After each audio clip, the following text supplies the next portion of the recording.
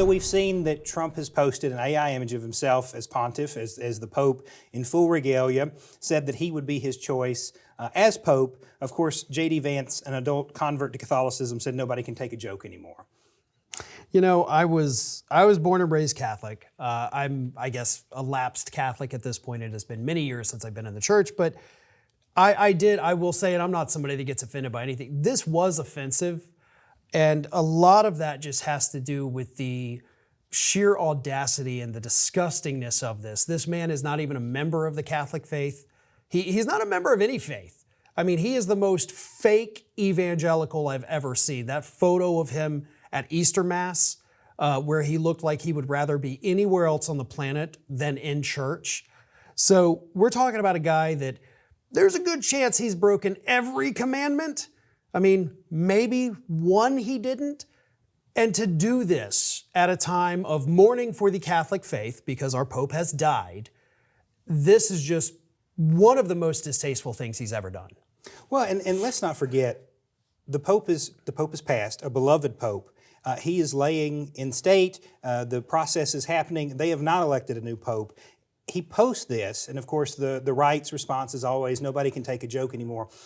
A joke has to be funny.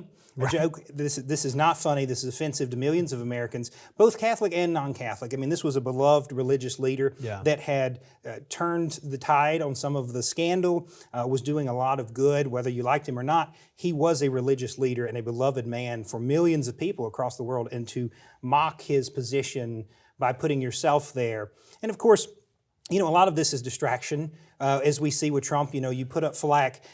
As Americans are hurting at the grocery store, as Americans are losing their jobs, you're posting pictures of yourself as the Pope. I mean, obviously you're not having an economic summit and talking about plans to do something meaningful as the elected president. As the person who campaigned on, I'm going to lower these prices, you're posting pictures of yourself as the Pope. I think that this is quintessential. What his presidency has been about is, I will generate a news story, I will cause a controversy, the political pundits will be talking about the controversy and how it offended people. People who love him are reveling in this and saying he'd be the greatest Pope ever. These people are clearly not of the Catholic faith or do not respect religious leaders. This is one of the nastier things he's done, particularly given that one of the last people that the Pope met with was his vice president, famously. He passes away unexpectedly, and now you're posting yourself as the Pope. Well, and so he did this on a Friday afternoon. And then that blows up and it becomes the whole big thing on the weekend until Trump goes on Sunday in an interview with Meet the Press, which was a horrible interview for him. He did very poorly. So that distraction of the Pope picture only lasted, you know, about a day and a half. So what did they do? What did they come out with Monday? I'm reopening Alcatraz. Oh, look at this. And of course, it's a non-issue. It takes more than Trump saying reopen it to do it. But it's a distraction. So I think you had a very great point with that this is obviously, it is disgusting and it is vile. But he knew that this would do this. And he knew that the Alcatraz story would distract people from him saying, oh, well, maybe your child's going to have $2 instead of 30 and prices are going to go up, admitting that his tariffs have failed. So Alcatraz, I'm reopening it. And everybody flocks to that. It's so predictable almost at this point. Anytime he does or says something stupid or a member of his administration does, they're going to come out with something just totally off the walls bonkers to get everybody looking at that. Well, I think the American people have to remember, what does it look like at your grocery store right now? Yeah. There are shelves that are empty. Eggs are crazy expensive. You can't get out of a grocery store for spending less than $100. People are being laid off across this country. Ports are running dry.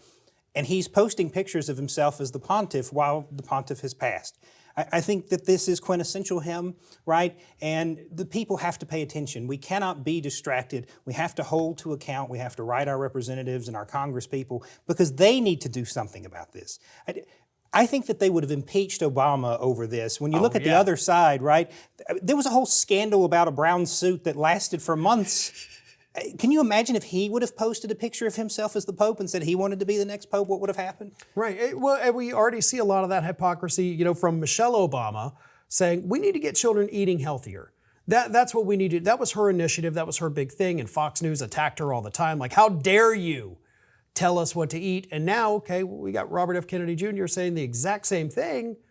And Republicans like, well, absolutely. Yes, he's correct. We need to change how we eat. It is this massive double standard. We see it with the mental capacity.